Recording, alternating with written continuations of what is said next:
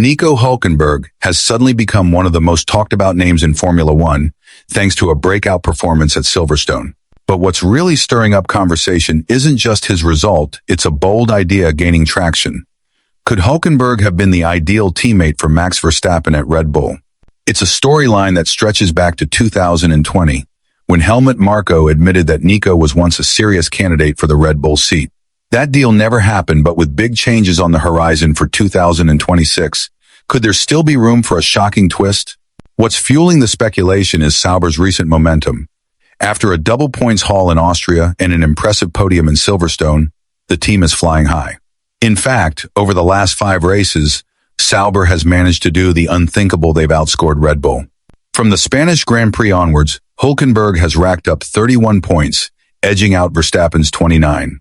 That's not just surprising, it's a potential wake-up call for Red Bull. Let's rewind. After stepping away from the sport in 2019, Hulkenberg returned in 2022 as a super sub for Aston Martin, stepping in during Vettel's COVID absence. Since then, he's looked sharper than ever. First, he lifted Haas out of the backfield, and now he's brought a breath of fresh air to Sauber just within a few races under the leadership of Jonathan Wheatley. The team's ambitions are clear. Chase down Williams for P5 in the constructors' standings and build momentum before their rebrand to Audi in 2026. But that brings us back to Red Bull. Did they miss a golden opportunity? According to Helmut Marko, they came close to signing Nico when they dropped Albon. However, Sergio Perez's dramatic win in Bahrain swung the decision in his favor. As Marko explained, they were on the verge of making a call when Checo's victory sealed the deal. And while he respects Hulkenberg's resurgence, he now says Nico's long-term Audi contract makes a Red Bull switch highly unlikely. Still, it's worth asking, was choosing Perez the right move in the long run? On one hand, Perez delivered key wins and played a vital role during Verstappen's first title season. His performances in Turkey and Abu Dhabi were crucial, earning him the admiration of fans and the nickname Minister of Defense.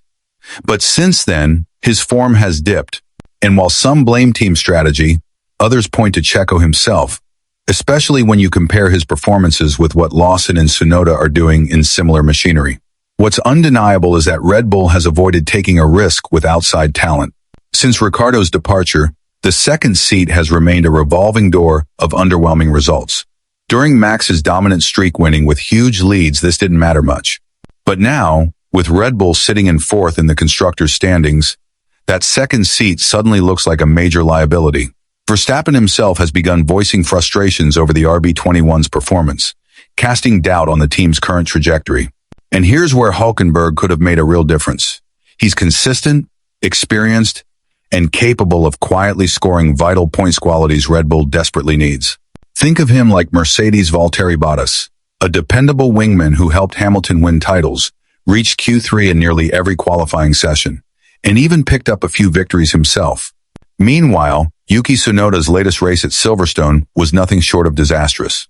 He finished at the back and received a 10-second penalty after tangling with Behrman just. Another reminder that the second driver problem at Red Bull is more serious than many want to admit. With Hulkenberg now locked into Audi's future, Red Bull may have let their best backup option slip through their fingers.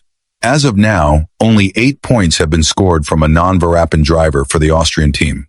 And when he's not dominating up front, this is a serious issue for the Constructors' Championship. Plus, let's not forget that the rumors of Max leaving Red Bull for Mercedes are growing by the day.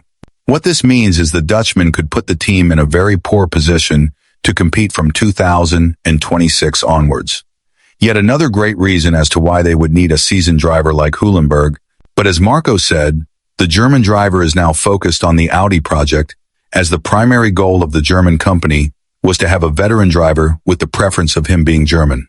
That's why they chose Hulkenberg, and that's why they talked with Vettel about a potential return to the sport. But from this point of view, the issue is much bigger for Red Bull if they were to pursue a signature from Hulkenberg. Back in 2020, there wasn't a team like Cadillac or Audi who was willing to sign a veteran driver as the leader of their team.